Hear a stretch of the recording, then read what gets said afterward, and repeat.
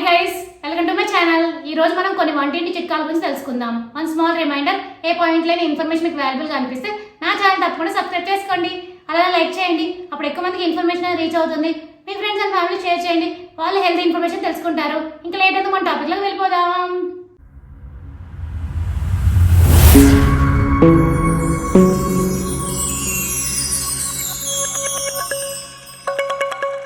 పూరీలు బాగా పొంగాలంటే పిండిలో కాస్తంత బొంబాయి రవ్వ, బియ్య పిండి కలపాలి.